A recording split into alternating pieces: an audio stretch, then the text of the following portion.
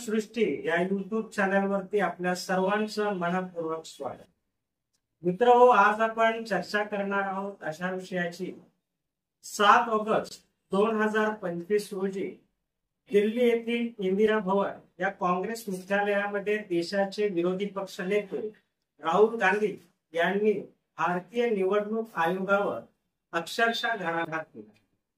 भारतीय निवडणूक आयोगाने ज्या पद्धतीने मतांच्या चोरीमध्ये आपली भूमिका ठेवलेली आहे त्या भूमिकेवरून त्यांच्या विश्वासार्हतेवरती गंभीर प्रश्नचिन्ह निर्माण.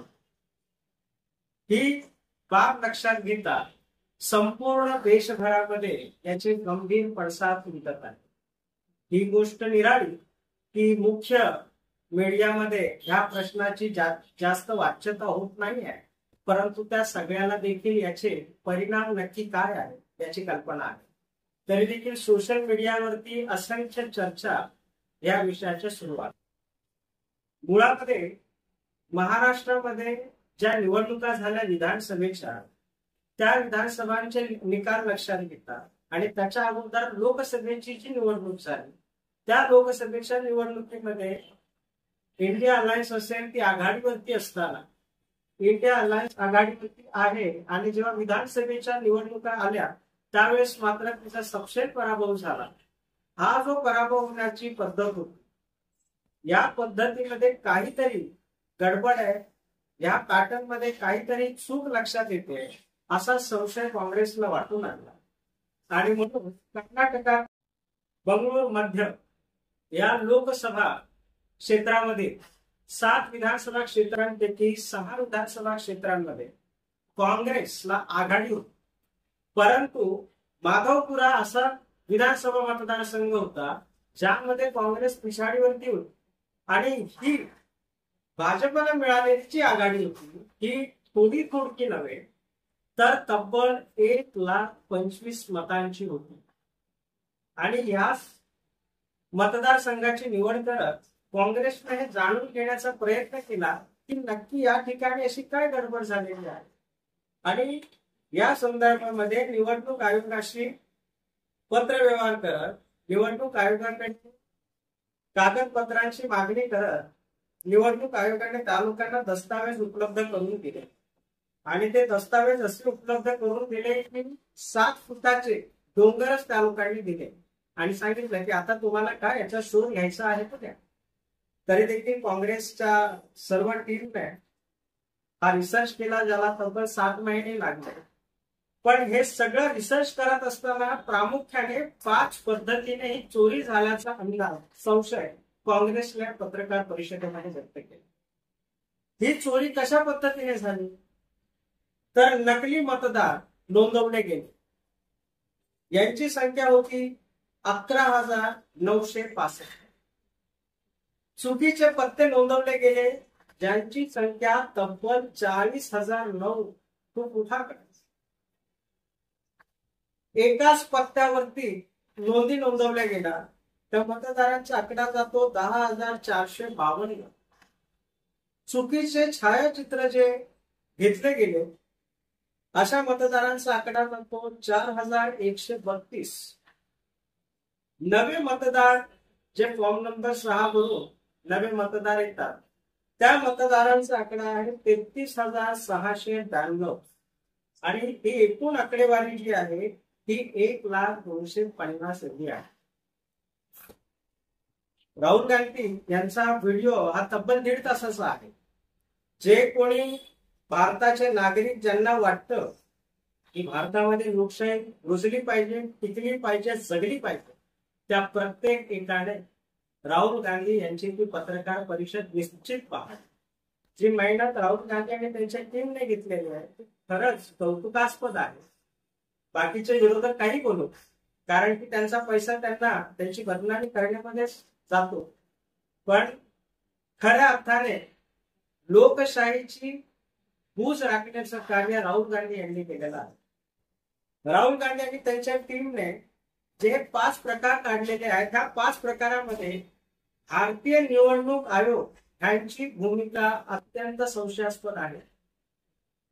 कारण ह्या देशाच्या राज्यघटनेने भारतीय नागरिकांना ज्यांनी वय वर्ष 18 पूर्ण केलेली आहे आणि जे या इकडच्या देशाची शासन व्यवस्था राज्य व्यवस्था आपल्या मताच्या अधिकारानं परिवर्तन करू शकतील अथवा दुसरी स्थापित करू शकतील, हा जो one vote one value one dignity हा जो व्यक्तीचं अस्तित्व सिद्ध करणारा जो हक्क आहे, त्या हक्काची चोरी, त्या हक्कामध्ये लवाडी भारतीय निवडणूक आयोगाच्या माध्यमातून झालेला आहे, हा थेट संशय आणि आरोप या ठिकाणी होताना दिसतो.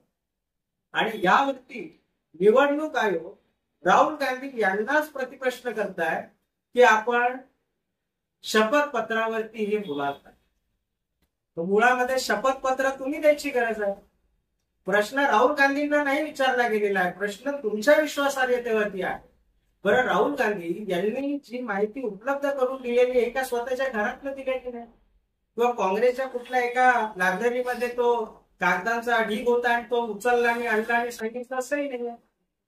तुम्ही जी माहिती दिली त्या माहितीचं संकलन केलं गेलं, त्या माहितीमध्ये जे निष्कर्ष काढले गेले आणि त्या माहितीमध्ये जो फोलपणा आढळून आला, तुम्ही दिलेल्या माहितीचा फोलपणा आहे.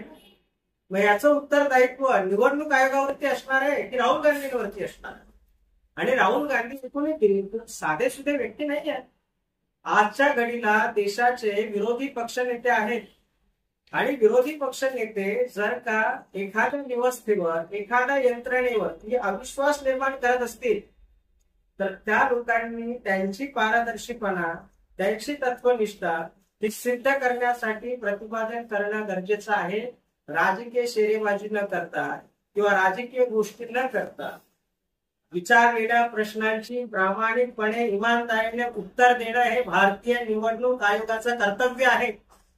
आणि भारतीय निवडणूक आयोगाने हे लक्षात घ्यावं की ह्याच भारताच्या राज्य घटनेने ह्या भारतातील लोकांना सत्तेचा अंतिम स्तोत्र सांगितलेला आहे.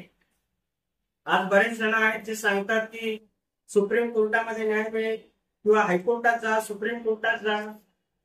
सुप्रीम कोर्टातला न्याय किती वेगवान पद्धतीने मिळतो हे महाराष्ट्रातल्या झालेल्या निवडणुकीच्या आमदार इकडनं तिकडे गेले, तिकडनं इकडे आले, त्या सगळ्या प्रकरणाचा निकाल अजून लागलेला नाही. बरं, ते जे सरकार होतं ते जाऊन दुसरं सरकार आलं तरी देखील त्या प्रकरणाचा निकाल लागलेला नाहीये. त्यावरती देखील संशय आहे की जर निवडणूक आयोगाच्या ह्या लबाडीविषयी जरी सुप्रीम कोर्टात गेले तरी आपल्याला न्याय मिळेल का? ह्या भारतातील लोकांच्या मताच्या अधिकारावरती झालेलं हे प्रहार जो आहे निवडणूक आयोगाच्या माध्यमातून, यावरती भारतीय नागरिकांना न्याय मिळेल का? निवडणूक आयोग हा नोकर आहे आणि ह्या देशाचा स्वामी इकडची जनता आहे. तुम्हाला तुमच्या पदाची जी स्वायत्तता संविधानाच्या माध्यमातून उपलब्ध झालेली आहे ती देशामध्ये निवडणूक सुरळीत निष्पक्षपणे अबाधित राखता यावी, लोकशाही बळकट करता यावी, लोकांचा लोकशाही व्यवस्थेवरती विश्वास दृढ व्हावा, या उद्दिष्टांच्या पूर्ततेसाठी तुम्हाला हे अभय मिळालेलं आहे संविधानाच्या माध्यमातून. पण आपण काय केलेलं दिसून येत आहे तर आपण आपल्या पदाचा गैरवापर करत भारतीय लोकांच्या मताच्या अधिकारावरती गदा आणण्याचा महान पाप केलेला आहे. उद्या जर तुमच्यावरती कोणी देशद्रोहाचा खटला भरा म्हणून जर आवाज केला तर त्याला नाकारता येणार नाही. ही अकाउंटेबिलिटी तुमची असली पाहिजे की आम्ही ह्या देशाप्रती संपूर्णपणे समर्पित भावनेने या ठिकाणी आमची सेवा देत आहोत. परंतु आज दुर्दैवाने तसे होताना दिसून येते. नकली मतदार जे साधारण 11,965 आहे, कशा पद्धतीने नोंदवली गेली. त्याच्यानंतर चुकीचे पत्ते आहेत बऱ्याच ठिकाणी. 0 नंबर, हाऊस नंबर 000, XYZ अशा पद्धतीचे ऍड्रेस टाकले गेलेले आहेत. मुळामध्ये अशा पद्धतीचे ऍड्रेस व्हॅलिड असतात का? आणि निवडणूक आयोगाच्या इकडे अशा पद्धतीचे अर्ज जेव्हा येत होते तर छाननी करणारे कोणी काय म्हणजे भांगेची गोळी घेऊन बसले होते की काय, की त्यांना माहितही नाही की बाबा हा कुठला ऍड्रेस आहे, 00 आला, XYZ आला. म्हणजे असे इनव्हॅलिड असणारे आशयाचे जेव्हा अर्ज येतात ते बाद करण्याचं काम निवडणूक आयोगाचं होतं की नव्हतं? का आलेला प्रत्येक अर्ज ओके म्हणून पुढे टाकायचा आणि मतदार करून ठेवायचं असं त्याचा अर्थ होता? मग मतदाराने एकदा नाव नोंदणी केलेली आहे तर ती नाव नोंदणी केलेली त्याच्या माहितीची छाननी निवडणूक आयोगाच्या अधिकाऱ्यांनी केले की नाही? ग्रासरूट लेवल पासून त्याच्या वरच्या रँक पर्यंतच्या सगळ्या अधिकाऱ्यांनी असं म्हणणं. त्याचसोबत चुकीचे फोटो 4132 नागरिकांचे. आता हे फोटो कसे आहेत तर काही ठिकाणी क्लोजअप आहे, काही ठिकाणी थोडं डिस्टन्स आहे आणि ब्लर केलं गेलेलं आहे, जेणेकरून त्यांचे फोटो हे क्लिअरही येणार नाही आणि सुस्पष्टही दिसणार नाही. तर कॅमेरा बिघडला होता का निवडणूक आयोगाचा किंवा ते फोटो घेतले होते ते? म्हणजे असे कसे झोपा काढून या लोकांनी सगळं काही सँक्शन केलं का? म्हणजे ते अप्रुव्हल केलं का? कारण आपण बघतो निवडणूक आयोगाच्या इकडे फॉर्म भरत असताना एवढं डिजिटल झालेलं आहे की आज एका क्लिक वरती तुमचा अर्ज अपलोड केला जातो, पासवर्ड येतो वगैरे. एवढं टेक्नॉलॉजीच्या पद्धतीमध्ये अग्रेसर निवडणूक आयोग झालेला असताना निवडणूक आयोग मात्र या ठिकाणी कटाक्षाने विरोधी पक्षाने जेव्हा त्या लोकांना डिजिटल वोटर लिस्ट मागण्याचा प्रयत्न केला ते नाकारलं. निवडणूक आयोगाकडे सीसीटीव्ही फुटेज मागितलं असताना ते नाकारलं. निवडणूक आयोग इतक्या तुटल्या तांदळासारखा आहे, इतका स्वच्छ आणि चरित्रवान आहे, इतका इमानदार आहे की त्याच्या कुठल्याच माहितीमध्ये लवाडी होऊ शकत नाही. निवडणूक आयोगावरती अशा पद्धतीचा अविश्वास दाखवणं म्हणजे मूर्खपणाचं लक्षण आहे. असं जर असेल तर निवडणूक आयोगानं स्वतःहून विरोधी पक्षाने मागितलेली माहिती सादर करावी. कशाला एवढं घाबरावं? पण आपण ती सादर करतायत, उत्तर खेदाने बोलावं लागतं नाही. उलट 45 दिवसाच्या नंतर तुम्ही सीसीटीव्ही फुटेज नष्ट करण्याचा प्रकार केलेला आहे. आपण प्रामाणिक होतात तर मग का म्हणून नष्ट केलं? राहू द्यायचे ना. पण तसं नाही केलं गेलं. का नाही केलं गेलं? कारण तुम्हाला प्रश्न कोणी विचारला नाही. प्रश्न तुम्हाला नाही विचारायचे तर विचारायचे कोणाला? निवडणूक आयोगाचं काम काय होतं? निवडणूक आयोगाचं काम हे होतं की नवीन मतदारांची नोंदणी झाल्याच्या नंतर त्यांचं वोटिंग लिस्ट बरोबर पद्धतीने येणं, जी निवडणूक प्रक्रिया आहे ती सुरळीत पद्धतीने पार पाडणं, कुठल्याच पद्धतीने मतदारांना बोलवल्या जाणाऱ्या गोष्टींना आळा घालणं आणि पारदर्शी निवडणूक होत लोकशाही बळकट झाली पाहिजे यासाठी संपूर्ण यंत्रणा राबवून. पण एवढं सगळं होत असताना हा गोल झालाच कसा? हे कागदपत्र तर तुम्ही दिले हे तर मान्य करता ना. हे कागदपत्र तुम्ही दिले नसते तर तुम्हाला विचारलंच नसतं, पण तुम्हीच दिलेला दस्तावेज आहे आणि तुम्ही दिलेल्या दस्तावेजामध्ये जर का घोळ निदर्शनास आलेला आहे, दिसून आलेला आहे, तर मग ह्या प्रश्नाबद्दल उत्तरदायी भूमिका पण तुमचीच आहे. तुम्ही सत्ताधाऱ्यांना याचा उपयोग करून दिला का विरोधकांना याचा उपयोग करून दिला हा मुद्दा या ठिकाणी येत नाही. मुद्दा या ठिकाणी येतोय की तुमचं काम तुम्ही किती इमानदारीने पार पाडलं. आणि खेदानं असं म्हणावं लागतंय, आज ज्या व्हिडिओ परिषदेच्या माध्यमातून राहुल गांधी यांनी जी प्रेस कॉन्फरन्स केली 7 तारखेची, ज्याच्यामध्ये जे कागदपत्र त्यांनी सादर केले त्याच्यामध्ये प्रथमदर्शनी हे लक्षात येत आहे की ह्या भारतीय लोकशाहीमध्ये ह्या भारतीय नागरिकांच्या मताच्या अधिकारावरती निवडणूक आयोगाच्या माध्यमातून गाज आणण्याचा प्रयत्न केला गेला. जे सत्य आहे ते सत्य आहे आणि सत्य मांडण्यासाठी कधीच कचरू नये असं माझं स्पष्ट मत आहे. तुमच्यावरती प्रश्नचिन्ह निर्माण झाल्याच्या नंतर आम्ही स्वच्छ चारित्र्याचे आहोत हे दाखवणं, सिद्ध करणं निवडणूक आयोगाचं काम आहे. आणि निवडणूक आयोगाने लक्षात घ्यावं की या देशाची अंतिम सत्ता जनता आहे. आज माझी संविधानाला मांडणाऱ्या प्रत्येक वर्गाला माझं कळकळीचं आव्हान आहे, म्हणणं आहे की आज संबंधित ह्या प्रश्नाविषयी जनमोहीम राबवली गेली पाहिजे. सर्वोच्च न्यायालय, उच्च न्यायालय यापेक्षा ह्या देशामध्ये जनता ही सार्वभौम आहे आणि हा जनतेच्या मताच्या अधिकारासंदर्भातला प्रश्न असताना नागरिकांनी देखील आपल्या अधिकाराबाबत सतर्क आणि सजग असलं पाहिजे. अन्यथा आपल्याला संविधानानं दिलेलं हे सगळ्यात मोठं आयुध, सगळ्यात मोठं कवच, याला यंत्रणा नख लावण्याचा आगाऊपणा करत आहे. आणि जर यंत्रणा अशा पद्धतीने आगाऊपणा करण्याचा प्रयत्न करत असेल तर त्यांना वठणीवर आणण्यासाठी आज नागरिक म्हणून तुम्हाला रस्त्यावर उतरावं लागला तर स्वतःच्या न्याय हक्काच्या रक्षणासाठी तुम्ही बिनदिक्कत रस्त्यावर उतरलं पाहिजे. यासोबत गुरकीरत सिंह डांग या एकाच मतदाराचे 4 मतदान केंद्रावरती नाव 4 ठिकाणी आलं.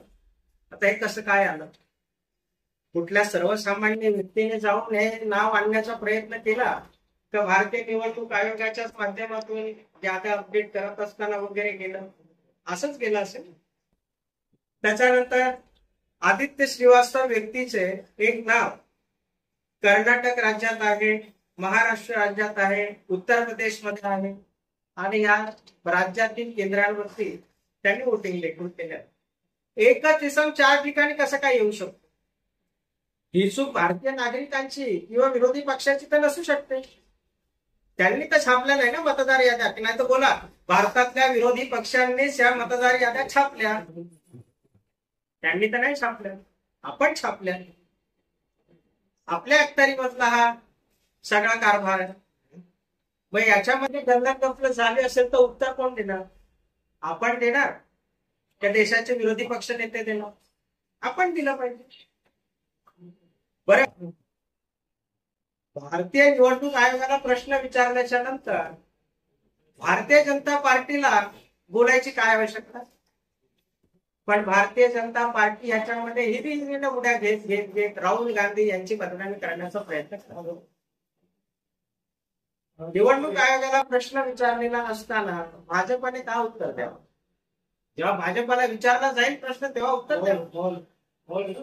पण सध्या महाराष्ट्राचे मुख्यमंत्री असतील, महाराष्ट्राचे उपमुख्यमंत्री असतील, या लोकांनी मात्र राहुल गांधी यांच्या डोक्यामधली पाणी मेंबर असे बरेचसे काय काय वालगाने केलेले आहेत. मुळामध्ये ज्यांना ह्या वोट चोरीचा, मतांच्या चोरीचा फायदा झालेला आहे त्यांचं पितळ उघडं पडतंय की काय, या एका भीतीपोटी ह्या सगळ्यांनी अखंड तांडव करायला सुरुवात केलेली आहे. दुर्दैव भारताचं हे आहे की हा जो मुद्दा आहे हा मुख्य मीडियाच्या धारेमध्ये चर्चेला घेतला जाणं आवश्यक होता. तिकडे मात्र प्रामुख्याने प्रकर्षाने याच्याकडे दुर्लक्ष केलं जात आहे.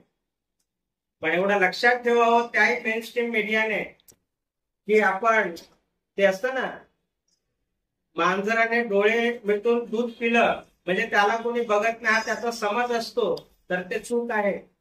मीडियाची देखील भूमिका ह्या प्रश्नावरती काय आहे या संबंध भारतातली जनता लक्ष ठेवून आहे.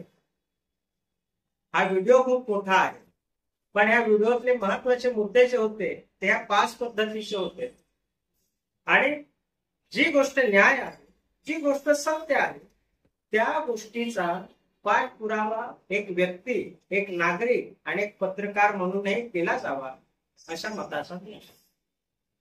संविधानाचं रक्षण करायचं असेल तर जी संविधानाने आम्हाला भारतीय म्हणून ओळख दिलेली आहे, जे आम्हाला अस्तित्व आमच्या नागरिकत्वाच्या माध्यमातून उपलब्ध झालेलं आहे आणि वय वर्ष 18 पूर्ण केल्याच्या नंतर या देशाच्या शासन व्यवस्थेमध्ये आमूलचूल परिवर्तन आणण्याचे अधिकार ज्या संविधानाने आम्हाला बहाल केलेले आहे त्या मताला गालबोट लावण्याचा अधिकार भारतीय निवडणूक आयोगाला दिला कुणी?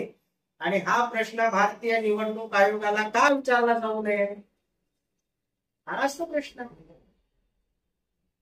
आणि संशय निर्माण झाल्याच्या नंतर ज्याच्यावरती संशय निर्माण होतो त्यांनी उत्तर देणं अपेक्षित असतं.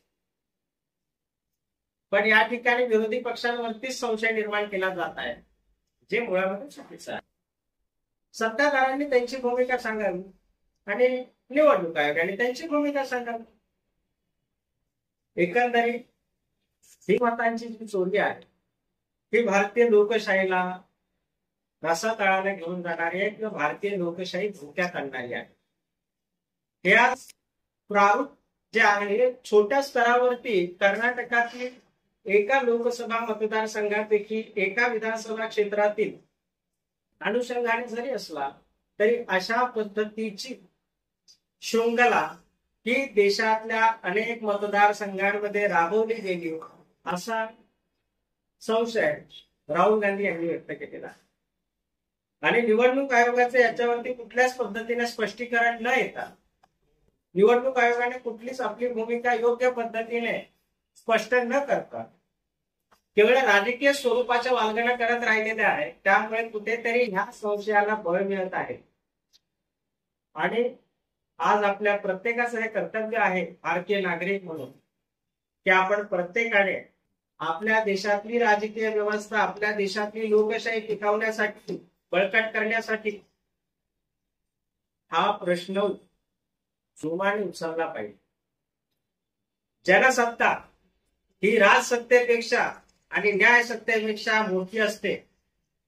आणि जनतेने आज आवाज उठवला पाहिजे. जनतेने आज प्रश्न केला पाहिजे सत्ताधाऱ्यांना, निवडणूक आयोगाला, की जर अशी भानगड झालेली असा संशय तुमच्यावरती निर्माण होतोय तर तुम्ही उत्तर दिलं पाहिजे. आणि या उत्तरासाठी याला अकाउंटेबिलिटी, उत्तरदायित्वाची भावना असं म्हणतात. आणि ही उत्तरदायित्वाची भावना जर निवडणूक आयोग पाळणार नसेल तर निवडणूक आयोगाचं औचित्यच काय? कशा रीते ज्याच्या खांद्यावरती भारतातली लोकशाही व्यवस्था सक्षमपणे उभी राहिली पाहिजे, रुळली पाहिजे आणि निवडणूक प्रक्रिया संपूर्णपणे प्रामाणिक, निष्पक्ष असली पाहिजे, तीच यंत्रणा जर अशा भानगडीमध्ये असा संशय निर्माण होतोय तर भारतीय नागरिकांनी विश्वास ठेवायचा कुणावर? हे जे काय आकडे असतील एका विधानसभा क्षेत्रामध्ये उपलब्ध झालेले आकडे आहेत, परंतु हा पॅटर्नचा संबंध देशभर असेल आणि असा संशय व्यक्त होत असेल तर एक एवढं मोठं संकट आजच्या देशावरती आपल्या आलेलं आहे. याचा देखील आपल्याला विचार करणं आवश्यक आहे. आता राहुल गांधी यांनी हा मुद्दा उपस्थित करत खूप मोठ्या विषयाला हात घातलेला आहे. या मोठ्या विषयाला कशा पद्धतीनं राहुल गांधी, काँग्रेस पक्ष आणि इंडिया आघाडी कशा रीतीनं ह्याला जनमोहिमेचं स्वरूप प्राप्त करून देत आहे हे पाहणं खूप उत्सुकतेचं आहे. आणि ज्या कुणाला असं वाटत असेल की खरंच आपली लोकशाही टिकली पाहिजे, आपली लोकशाही बळकट झाली पाहिजे, त्या प्रत्येकाने हा व्हिडिओ एकदा जरूर पहा. या आजच्या ठिकाणी आपण इथेच थांबत आहोत. विषय खूप गंभीर आहे. विषयाचे पडसाद हे खूप वेळ टिकणारे आहे. आपण पाहणार आहोत की येणाऱ्या नजीकच्या काळामध्ये या विषयाला धरून कशा पद्धतीची जनमोहीम भारतभर काँग्रेसकडून, इंडिया आघाडीकडून राबवली जात आहे, कशा पद्धतीने या मोहिमेला ही जी मतांची चोरी झालेली आहे ही कशा पद्धतीने अयोग्य आणि घातक आहे, याला जनमानसाचा आवाज काँग्रेस पक्ष आणि इंडिया आघाडी कशा रीतीने करते हे पाहणं खूप उत्सुकता निर्माण करणार तर आहे. पण तरी देखील आपल्याला आपल्या जबाबदारीचं भान देखील असायला हवं. नागरिक म्हणून आम्ही पत्रकार जरी असलो तरी पत्रकार देखील ह्या देशाचा नागरिक असतो. आणि माझ्या मताच्या अधिकारामध्ये जर का लुडबुड होण्याची शक्यता आणि संशय दिसत असेल तर एक नागरिक म्हणून निवडणूक आयोगाला प्रश्न विचारणं हे माझ्यासाठी रास्त आहे. आणि याच्यामध्ये कोणतंही चुकीचं काम नाही. कारण ह्या देशाच्या संविधानानंच प्रश्न विचारण्याचा हक्क माझा मान्य केलेला आहे. त्यामुळे तुम्हाला प्रश्न विचारले जाणार आणि तुम्हाला उत्तर द्यावे लागणार. कारण तुम्ही ह्या देशाच्या लोकांसोबत बांधील आहात. तुम्ही सरकारी लोक आहात, देशाचे स्वामी नव्हे. हे लोक ठरवणार आमचा शासक करता कोण असेल आणि कोण नसेल. पण हे करत असताना तुम्ही इमानदारी दाखवणं गरजेचं होतं. त्या ठिकाणी तुमच्याच कागदपत्रातनं जर अशा पद्धतीची भेळ मिसळ दिसून येत असेल तर तुम्हाला का म्हणून विचारलं जाऊ. आज आपण इथेच थांबतो. हा व्हिडिओ आवडला असेल तर लाईक करा, शेअर करा, सबस्क्राईब करा. तुमच्या प्रतिक्रिया नक्की कळवा. तोपर्यंत पाहत राहा कोकण सृष्टी युट्यूब चॅनेल. आपलं चॅनेल हे विनामूल्य आहे. धन्यवाद.